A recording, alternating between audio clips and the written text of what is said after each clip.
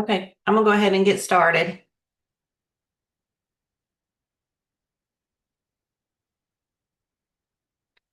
Hi, everybody. Today's webinar is a fix and flip webinar about how to flip smarter. It's a renovation strategy, but it's mostly about how does the money actually work when you want to get fix and flip loans. We did a webinar a couple weeks back about using other people's capital and their money versus using your own money. And I can send you a link to that if you're interested. It's on my YouTube, but the most of the investors that we talked to said it just made sense to use other people's money instead of stacking your own capital and using your own money on all of your own money on your flips.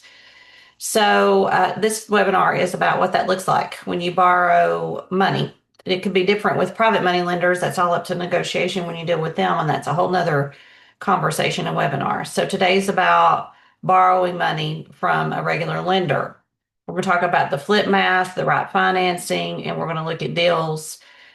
Why flips lose money is one of the things that keeps people from getting started. So we're going to start there. We're going to talk about what loses money. It's rarely the paint colors. We stress about, oh, what paint color, or the silly little things that don't really matter. So we're going to talk about the things that really do matter today when it comes to making money or losing money on your flips. Over leverage is one. Too much borrowed, too little cushion, no room when things slip and fall and break or don't go right, or a wrong ARV. ARV stands for after repair value. This is if you overestimate the after repair value, then your whole deal is upside down.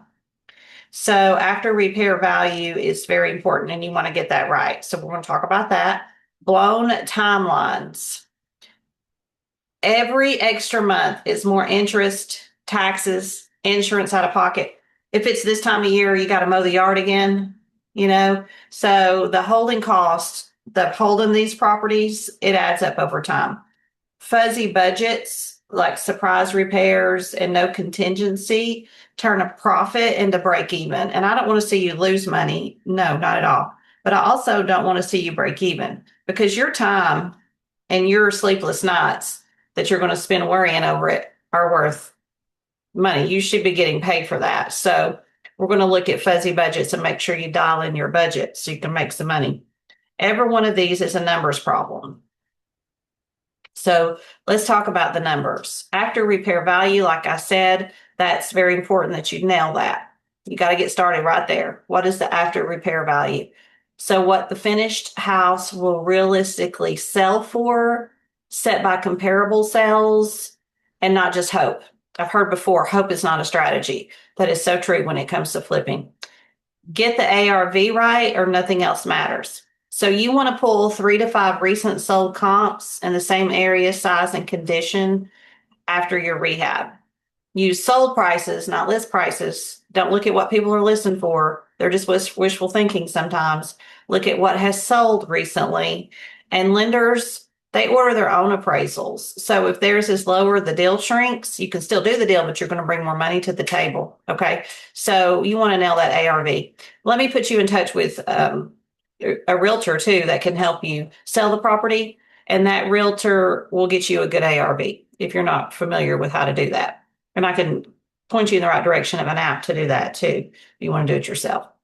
So for investors, the tried and true is the 70% rule. It's a quick sanity check when you just quick walk through it. I talked to an experienced flipper last night and he said, you know what, I can do that 70% rule, just walking through the house. I've done it so many times and can tell you what it is, right off the bat. So your max offer is 70% times the ARV after repair value. Then minus the rehab. Don't forget to minus the rehab. You want a 30%. The 30% gap isn't your profit. It absorbs the holding costs, selling costs, financing, and all the surprises that are coming.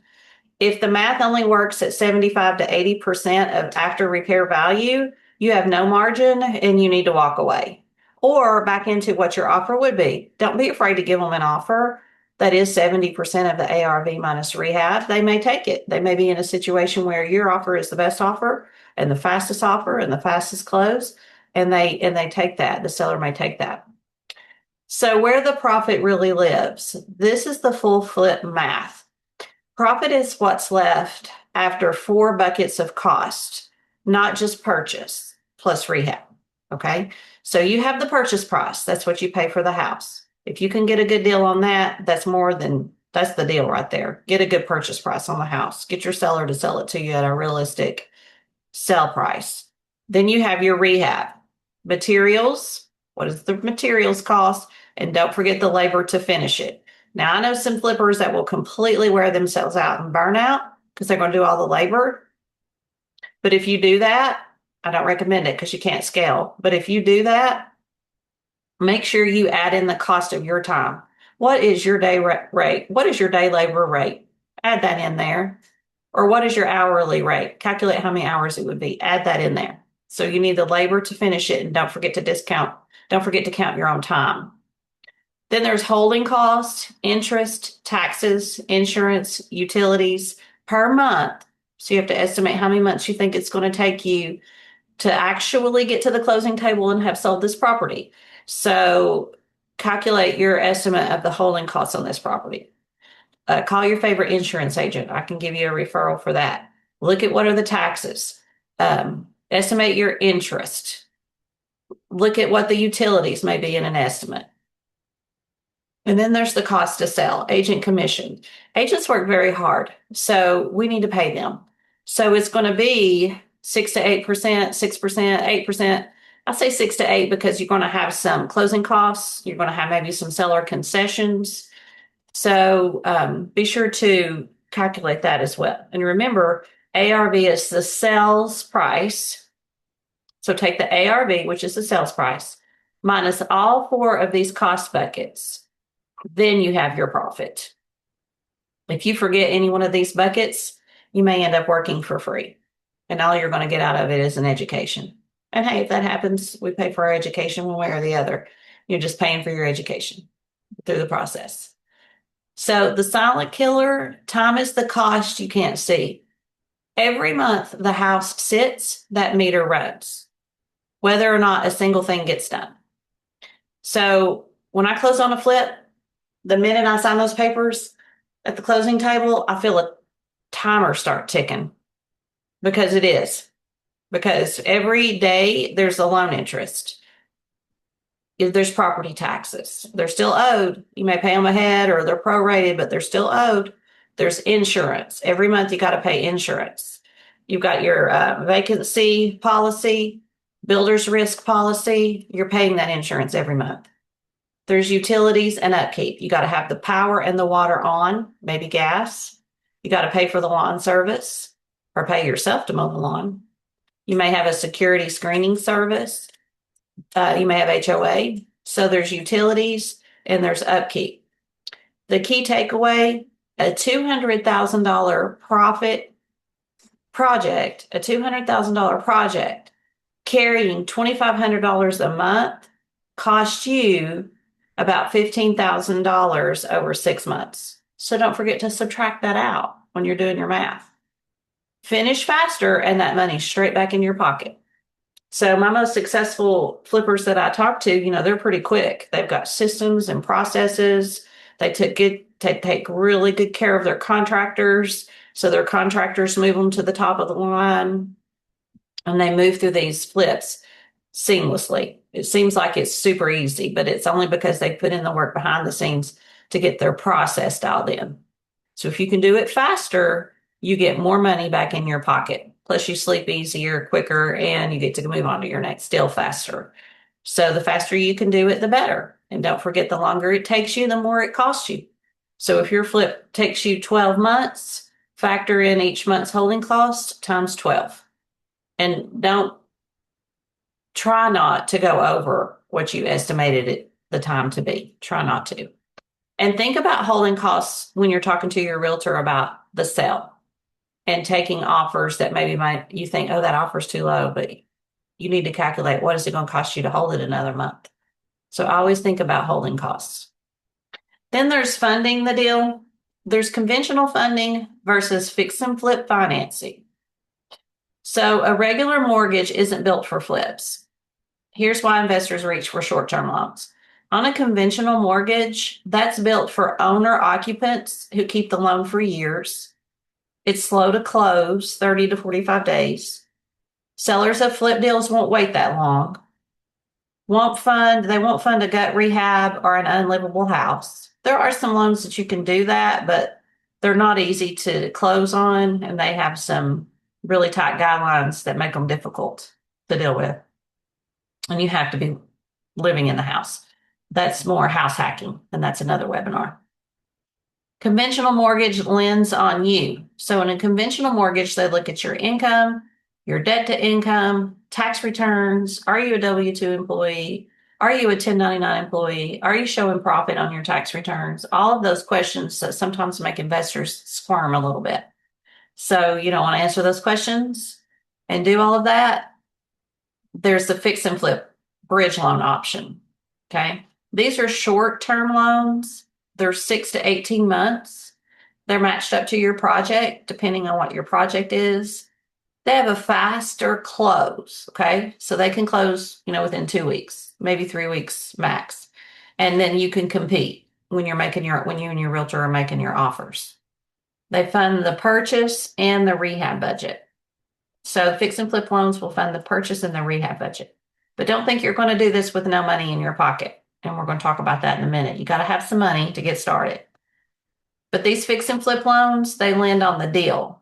They look at the asset and then they look at the after repair value and do their math. Sometimes this is called hard money and people get that confused. It's really kind of the same thing, synonym, fix and flip loan, hard money loan. These cost more per month, but speed and rehab funding are what make flips possible. Okay. So you need speed to close.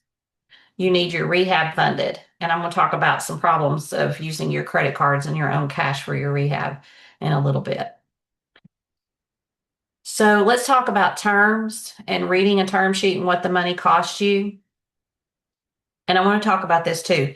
Sometimes investors get so hung up on what the money costs them, they don't do the deal. Or they do it wrong and end up in bad shape because they're trying not to pay what it costs. But money is not free. Borrowing money is not free. Okay. None of this is free. You got to pay your realtor commission and you got to pay for the money. So there are 3 numbers to know before you sign anything. What is your interest rate? The rate interest. Typically, they're interest only payments. You pay interest each month, not on the principal. And it's a lower monthly bite while you work because you're not paying on the principal. You're just paying the interest on the money. There's points, upfront fees. 1 point is 1% of the loan. It's paid at closing. These loans are often 1 to 3 points. That's real cash out the gate at the closing table that you got to bring to the table. Okay. Then there's term. That's the clock. How long until it's due? Is it 6 months? Is it 9 months? Is it 12 months? Pay attention to that. Match it up to your project. If your project takes 12 months, you better make, if you think it's going to take 12 months, you better get a loan that's 12 months. Because if you blow past it, those extension fees and default rates kick in. And when that happens, you're kind of blowing your budget a little bit. So compare the all-in cost across lenders. Look at your lenders, look across the board. You have rate, points, fees, not just the catch or headline rate, okay? Also ask your lenders, do you charge Dutch interest? If you don't know what Dutch interest is, I'm going to tell you about that on the next slide. And this is something you need to know and understand when you do your numbers, because again, we want you to do your numbers correctly. As a loan officer, I want to talk to you a little bit about points. You can talk to me or your favorite loan officer about those points. It's somewhat negotiable, okay, sometimes. And they can take the points and roll it into the interest rate. You may pay a little bit of higher interest rate, but you pay less points. Talk to them about it. Talk to your favorite loan officer. Have a conversation. So understanding your loan cost and Dutch interest. Dutch interest versus non-Dutch interest. Ask your lender this before you sign. Most investors never do, and they don't understand it. Okay, so I'm going to explain it to you today. In Dutch interest, you charge interest on the full loan amount from day one. even if you have not drawn all the money yet. For example, you borrow $100,000 but only draw $20,000 out to start, you still pay interest on $100,000 every month. Most private money lenders charge Dutch interest because it's simpler to calculate. And sometimes if it's in their self-directed IRA, or, they're busy and they don't do this full time, but they have some money they're going to loan you, those circumstances, your lender is not going to want to calculate what is the Dutch interest each month and adjust your payment for you on the monthly. They're going to want to set monthly payment.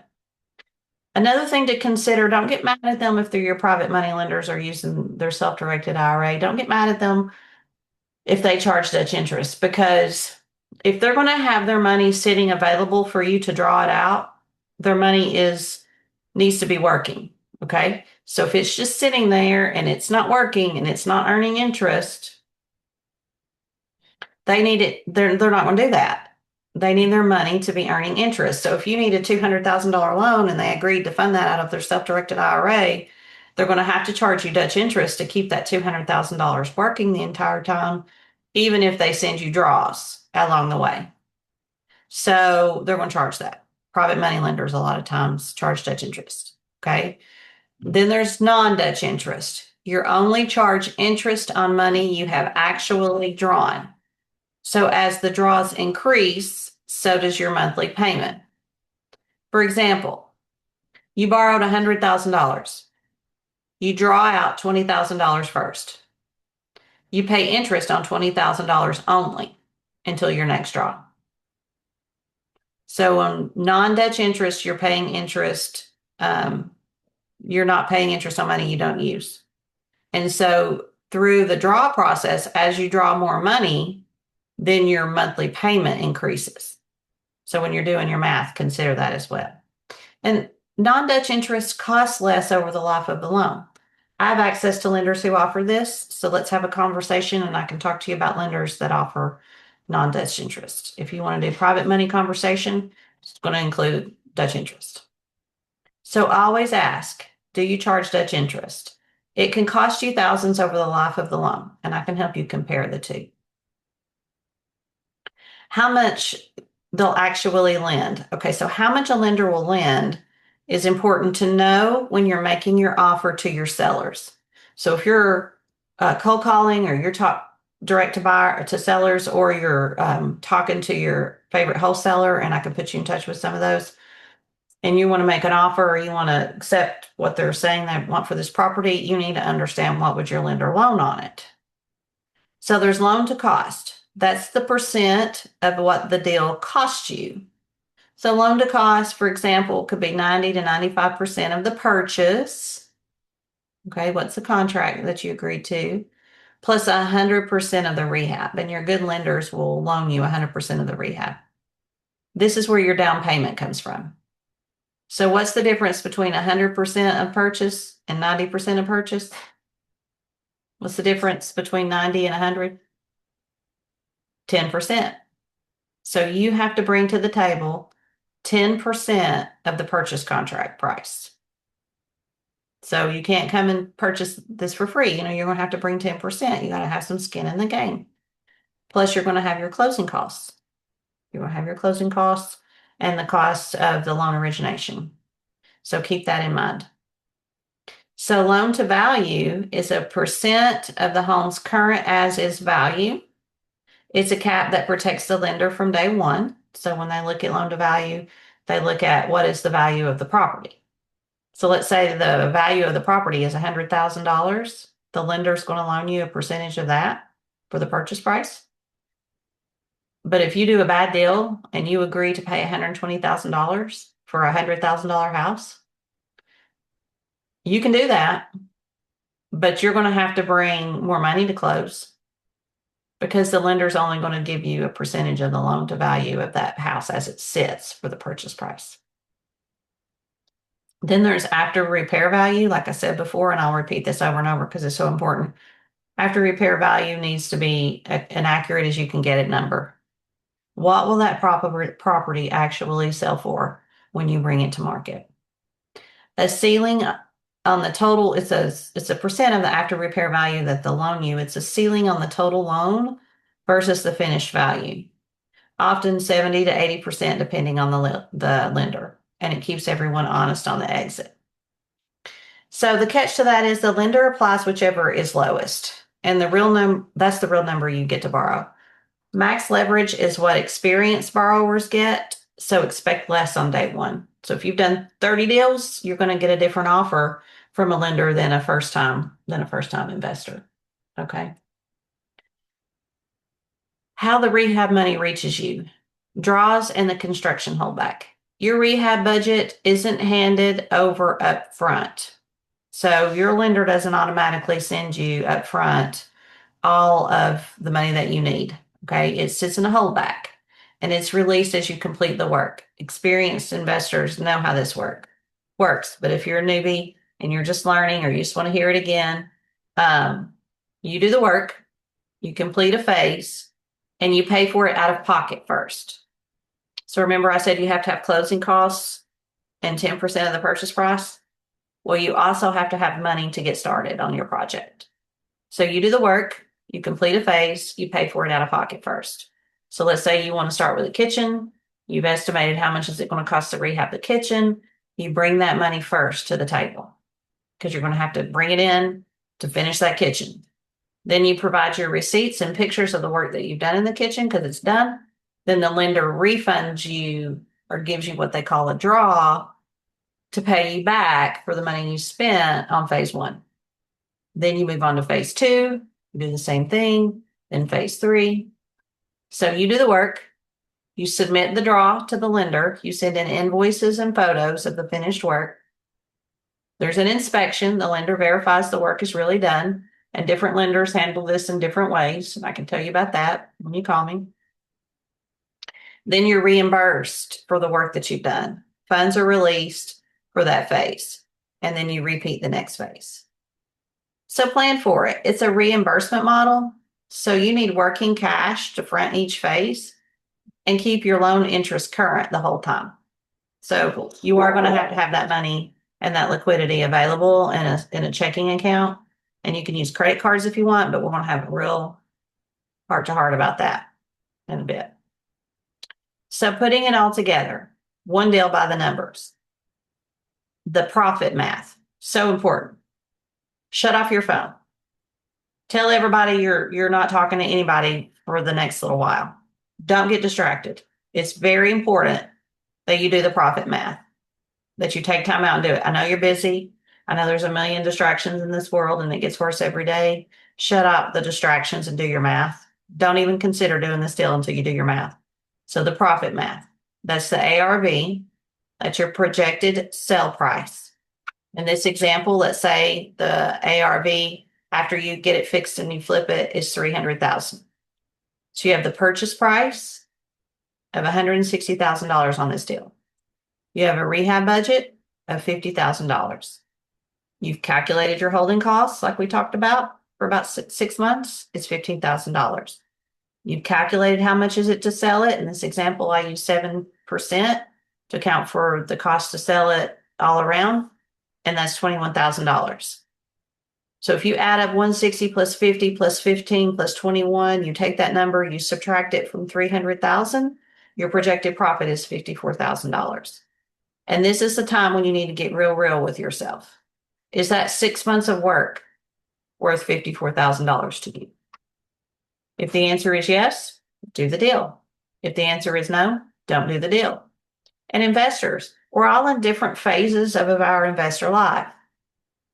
You may be an investor that is so liquid in cash and is so financially free, $54,000 to you is not worth a headache.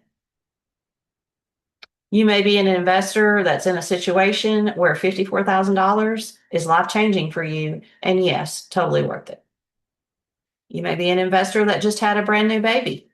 You're like, that first 6 months of my baby's life, I don't want to do this. It's not worth $54,000. Then don't do it. So you see what I mean? We're all on different timelines. Don't compare yourself to anybody else. Just look at the deal, look at the projected profit, and ask yourself and talk to your partner, whether you have a partner or a spouse or whomever you talk to, is this worth it? And if it's not, don't do it. If it is, more power to you. That's awesome. Give me a call and let's get started. Now let's talk about how it's financed and the loan structure. And I'm going to repeat myself. The financing is 90% of the purchase plus 100% of the rehab.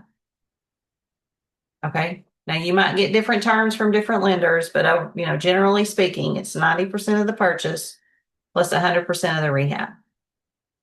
And this deal financed at close, $144,000. Your down payment $16,000 because the purchase price is $160,000. Remember, so you've got to put 10% down.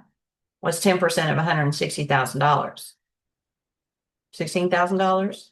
That's your down payment. And then the lender finances or pays for 90% of the purchase price plus 100% of the rehab. But you've got to bring 10% of that purchase. You've got to bring your points on the loan side plus the closing costs. That's about $5,000.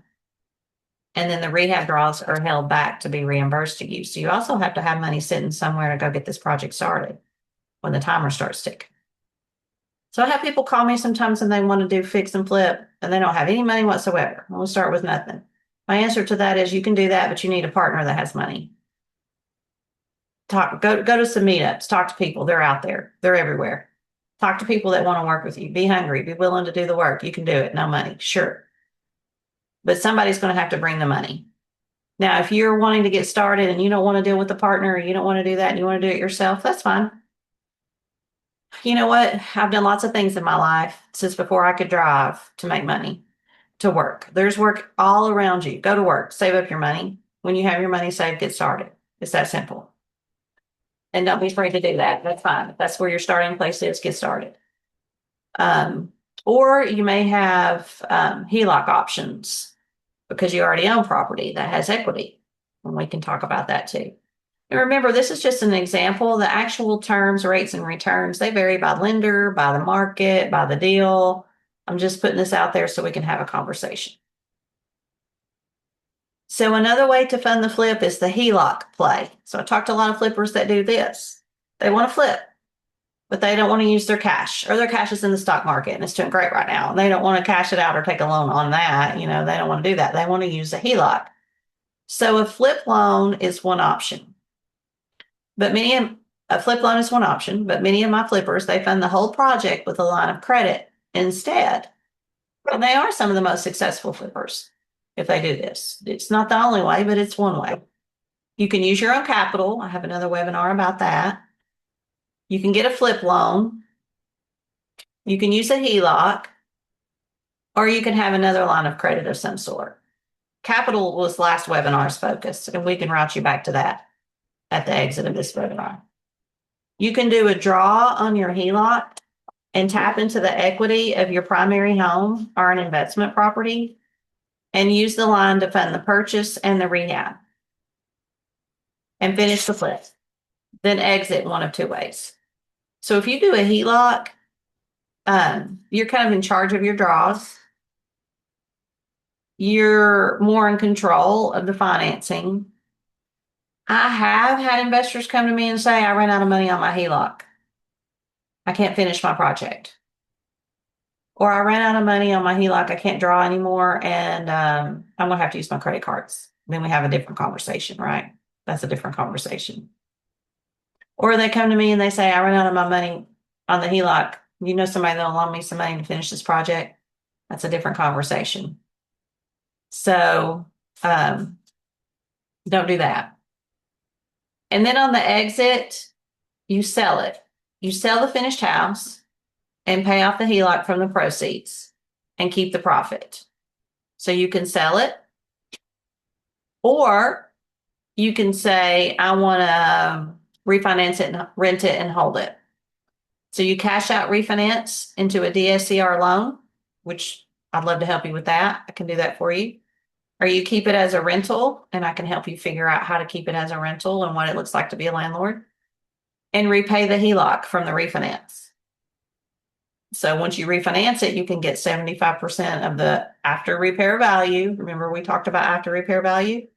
You can take out on a DSCR loan 75% of that after repair value and pay off your HELOC.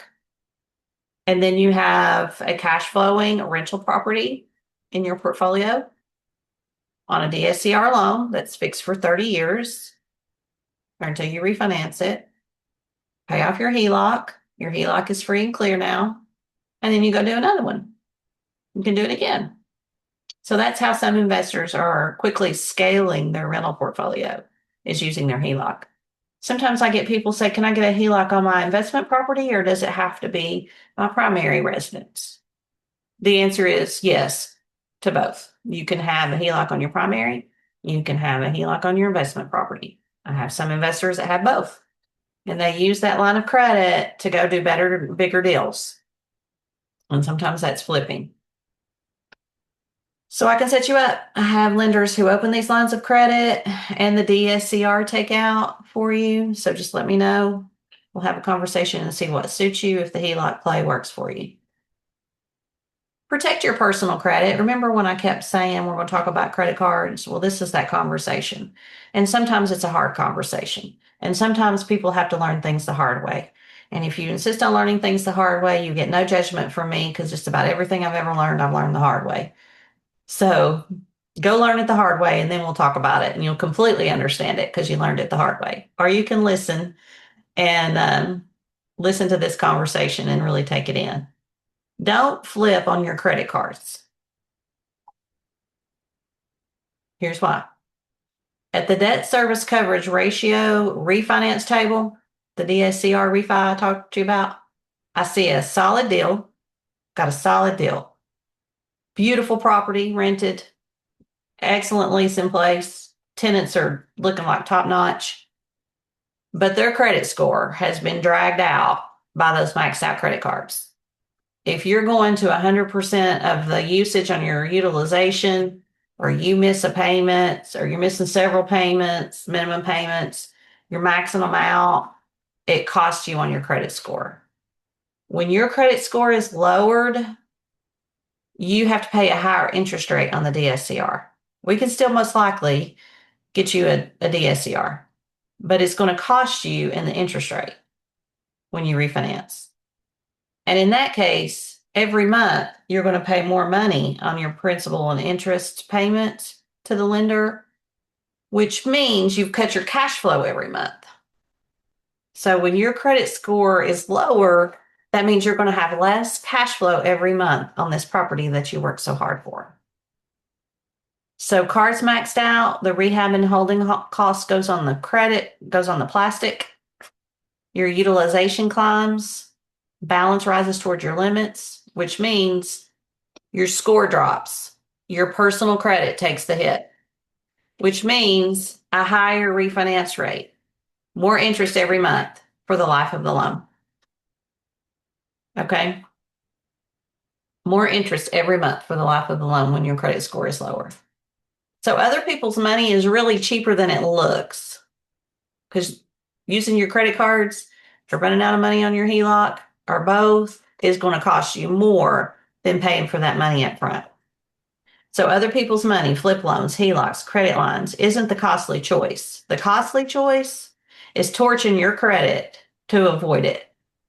That means a lower score, higher DSCR for the whole term. And I'll stop because I feel like I'm saying that on repeat, but I just hate to see it when investors do this. I feel real bad for them.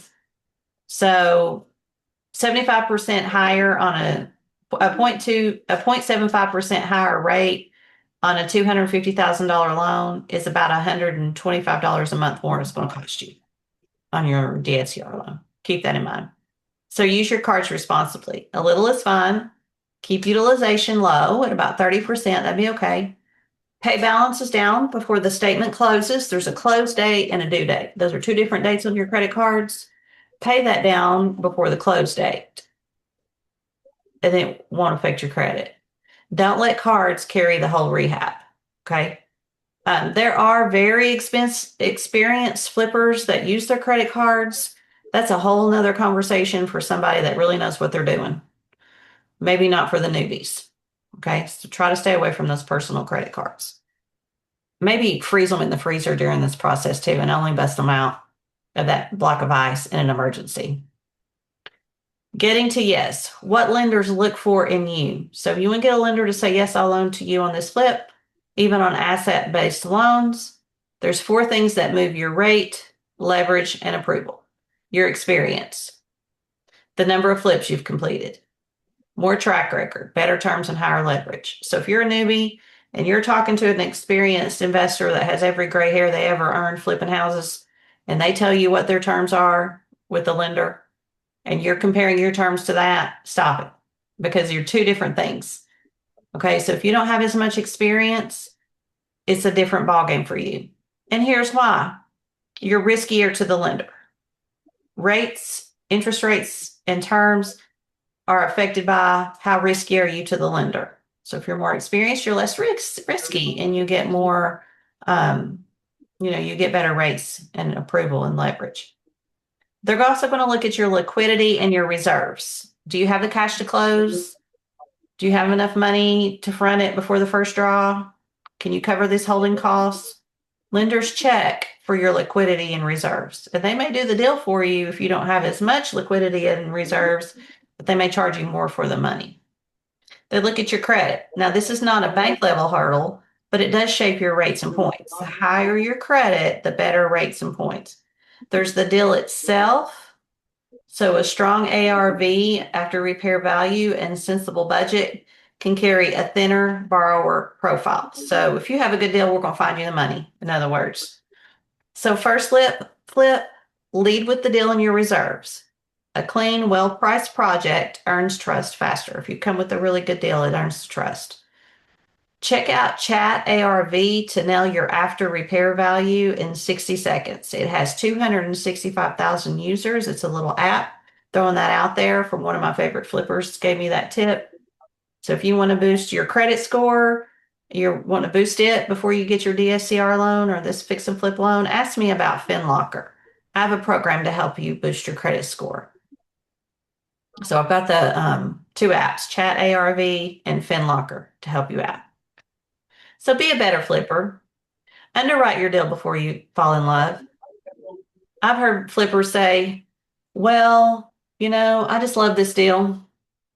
I love this deal. I want to flip this house. And they're in love with the house. Don't fall in love with the house. Underwrite your deal. Run your after repair value in all 4 cost buckets first. If it only works above 70%, 75%, walk away. Build a contingency budget. So add 10 to 15% to rehab for the surprises behind the walls. Every project has them. Have some money set off somewhere, somehow. A whole life insurance policy, stocks you can borrow against, some cash where you mowed yards and stacked some cash.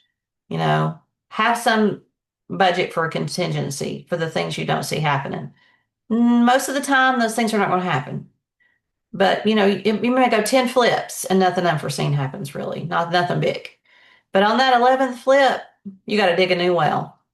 Didn't see that coming. So build in that contingency amount. Keep reserves for draws and interest. You front the rehab and pay interest monthly. Okay, so you're going to pay that interest every month. So running out of cash to pay that interest mid-project kills more flips than anything else. And they don't, sometimes the newbies, people, they don't think about that. You got to pay that interest only payment every month, unless you got a private money lender that you have experience with and you've built a relationship, and then they might say, well, you just pay me at the end. But you got to build up to that and find your private money lenders. That's another webinar. We'll have another day. Treat time as money. Finish and list. Finish that project and list it. Time is money. When you close at the closing table on that flip, the timer started ticking the minute you signed on that line. So finish it, stay on it, focus, list it and sell it. Extra months of holding costs quietly eat your margin. Every month you hold it, you make less money. Shop lenders on your all-in-one costs. Compare rates and points and fees and how they handle draws. Don't look just at a headline rate and go with that one. And I want to talk to you a little bit about working with mortgage brokers. There's a reason I'm a mortgage broker and I don't work for one company. It's because I am a real estate investor and was an investor first, and I understood this from the get-go. I think it's better to work with a broker because a broker can shop lenders across the board. So I've shopped hundreds of lenders and figure out which one is the best, which one is terrible to work with, which one has a fast draw period, when they make it easy for you to draw, which one makes it a nightmare for you to do your draws. We don't want to do that one. So work with a broker that works with different lenders. Plus, I may have 4 or 5 of my favorite lenders for fix and flip. And then lender number 2 has a monthly special that's going to give you a better interest rate. They're a great lender, but they're offering the special this month. Well, that's the lender we'll choose.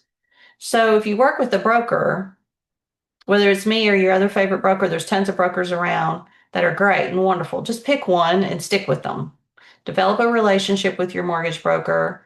Be good to them. They're working hard for you behind the scenes, and you don't see that, but they are. Be kind. Be supportive. Ask them to shop for you and find the best deal for you, and they will. Keep coming back to them and build that relationship. I don't care who it is or who you pick, but pick your broker. They'll shop your lenders, and they'll compare that for you. And don't go just straight to a lender, just one particular lender, because they may not be the best option for you.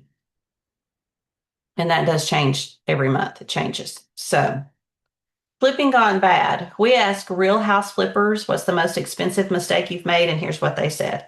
I posted this question on my Facebook page, Brenda Price, just my personal Facebook page, and my Brenda Your Lender page. And this is what the experienced flippers chimed in. These are the actual answers.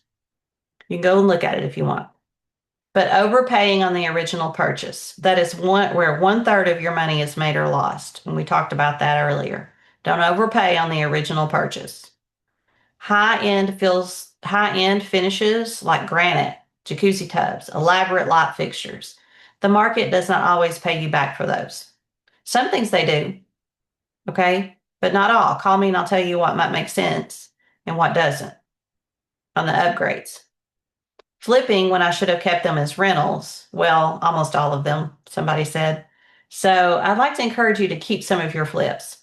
If you're constantly flipping, you are working a job. And when you quit working, you quit getting paid. So maybe flip a couple, keep one. Maybe get a strategy. I flip 3, I keep the 4th, something like that. And stack your capital for your down payment or to put money in on the 4th one. So it'll cash flow nicely. So keep some of them so you can have some of that elusive mailbox money on down the road.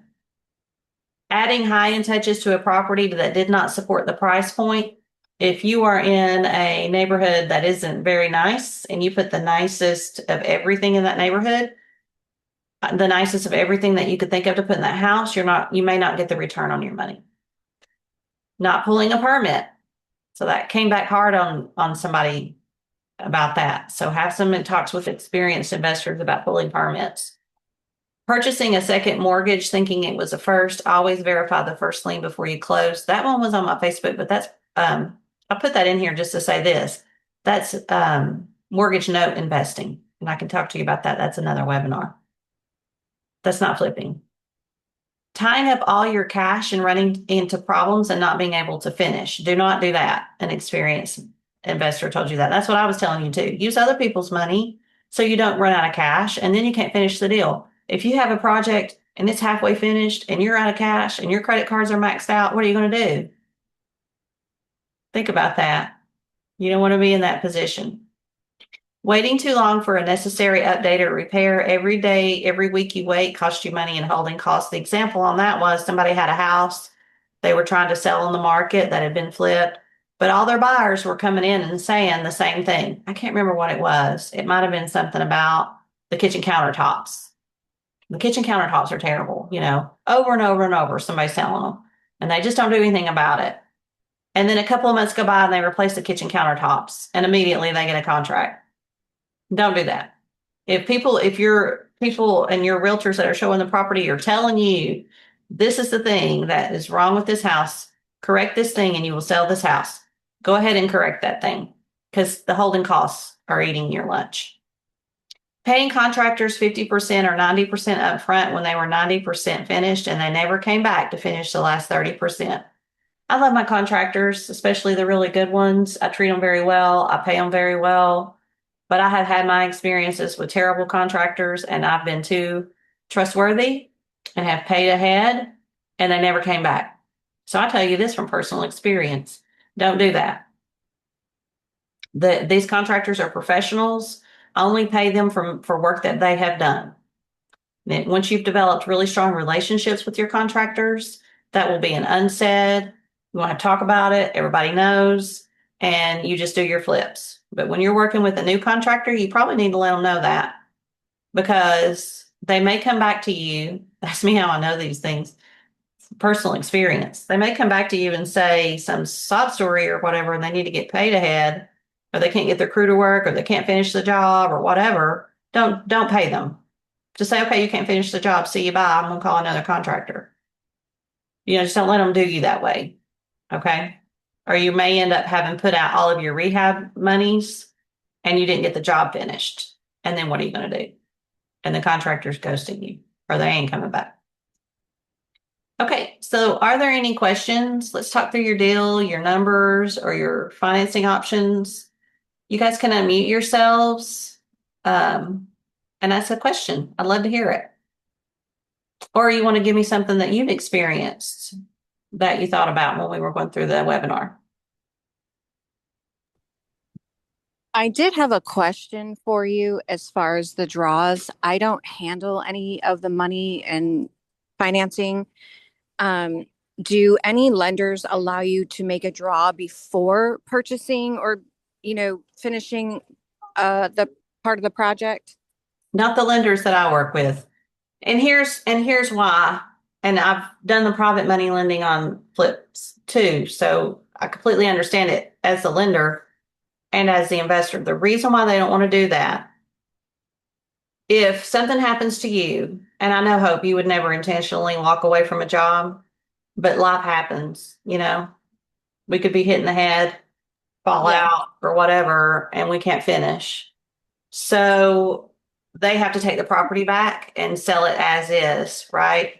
Okay. If they pay you ahead for work that's not completed, they're upside down in the project. Got it. They have to take it back. Okay. That makes sense. That's why you should do it ahead. That's why you need money to do the work ahead, and then you get reimbursed. Does that make sense? Yeah, absolutely. Yeah. If there's some out there that will do it ahead of time, I don't know who they are. If you develop some strong private money relationships, maybe they would do that for you. Or if your private money person cross collateralized across another property, maybe they would do that for you. Or if they were in more of an equitable position on this and get more of the equity, portion of the profit, and they're really just a partner and not a lender at that point, the private capital partner, they would do that for you. Okay. Yeah. Anybody else have any questions? That was a great question. So, I actually have another one, and just excuse my ignorance. I'm still really new. This is my first year in real estate and fix and flip. When you talked about, needing to possibly refinance to kind of keep you afloat, can you only do that if you're going to rent it out, or can you still do that if you intend to sell? okay, that's a good question.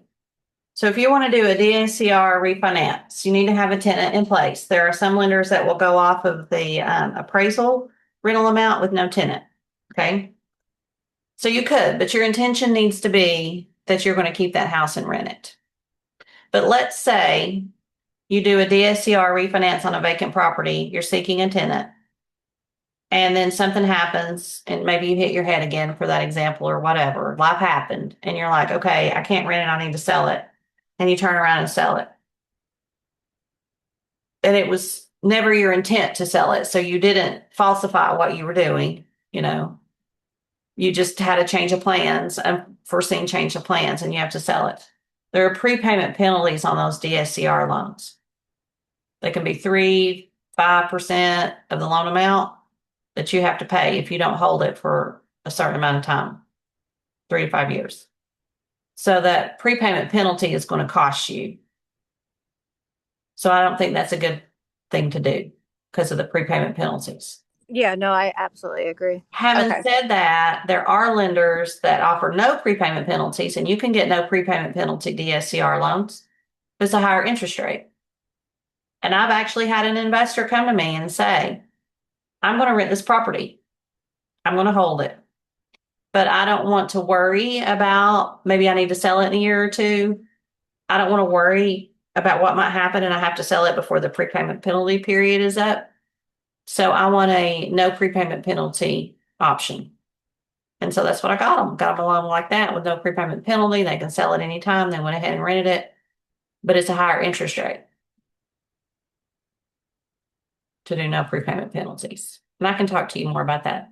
Okay. That makes, I mean, it makes sense. Yeah. Yeah. What else you got? I love your questions.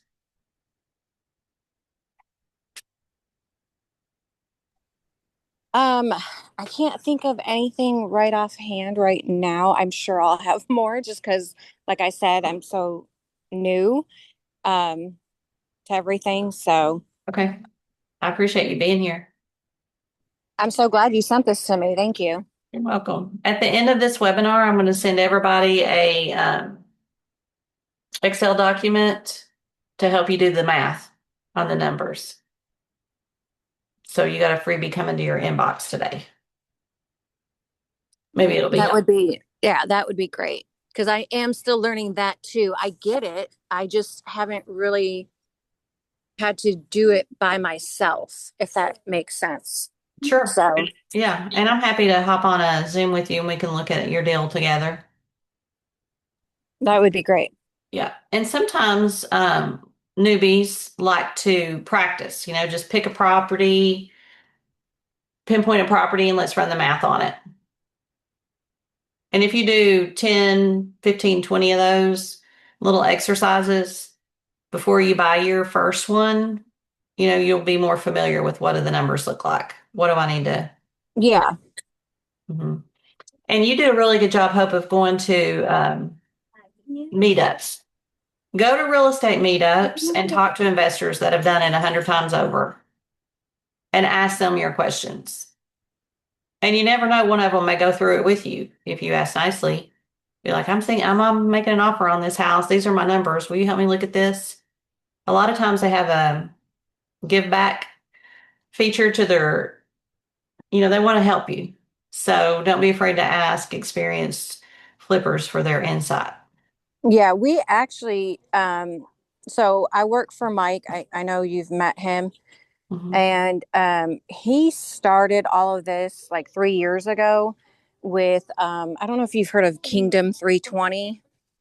And we have a coach who lives in Maryville. That's partly why Mike started the company out here in not Michigan, where he lives. Um, and he's gone over it a couple of times with me, but again, like just to sit down and really get it would be helpful. Mhm. Um, for sure. It's okay to ask for help. And also, if you're the type of person that's like, I need some hand holding for the first little bit, I need some education, I need some help, and you're not afraid to pay for that, I can put you in touch with probably I'll send you over to Richard Gamble for the coaching. Now, is that different than the masterminds? No, same. Okay, You're in the just masterminds. So you could bring your deal to one of our calls. we did our Yeah. latest deal. That's exactly what we did. Yes. Okay. How valuable is that to be able to bring that to experienced flippers? Oh, a lot. Very Rich, much so. Richard's going to Yeah. tell you that's a terrible deal, or change this, this, and that, and you've got a deal. Yes, and that's exactly what he did. It Mm-hmm. was phenomenal. Yeah. Or you may have another investor on the call that's done 100 flips that'll hop in and say, well, here's what I think you should do. So get into Yeah. those groups, those masterminds, pay for the coaching, call Richard Gamble and ask for the coaching. Yeah, absolutely. It's worth it. I always say too, you're going to pay for your education one way or the other. Yep. The hard way, the expensive hard way, or Yeah. not. Yeah. Yeah. And I'm an educator. I taught school for 22 years, doctorate degree in education, and I just totally believe in paying for your education. I would rather pay for it up front if I can and get the coaching instead of, I don't know, it just pushes Yeah. you forward faster if you pay for the education up front. Yep. Now, another way to learn is just School of Hard Knocks and get after it, Yeah. which is a fine way to do it. But it's going to cost you because you're not going to know what to do and you're going to make expensive mistakes. Yep. That's why we prefer to invest the money and get the proper coaching. I do the same thing, Yep. and there are people in the group, in the coaching group, that have been investing forever and they're still in there learning what they need to know. You just like, so was it you I was talking to at the beginning, or somebody I was talking to at the beginning of the call? There's always something new to learn and do in real estate investing. Oh, yeah. Yeah, absolutely. So there's a reason why a lot of real estate investors are ADHD, because it appeals to the ADHD personality, because you're always moving and shaking and doing. That actually makes a lot of sense. That's why we're also ADHD. Or if we weren't when we started, we are now after doing it for a little while. So it's just fine. Okay. Anybody else have any comments or questions? Okay, you know how to reach me. If you don't know how to reach me, you can find me on Facebook, Brenda Price. You can message me there. You can call me. My direct cell phone number is 865-659-9036. Can talk to you there. Or you can email me at BrendaYourLender. And that's all. All right. Have a good day, everybody.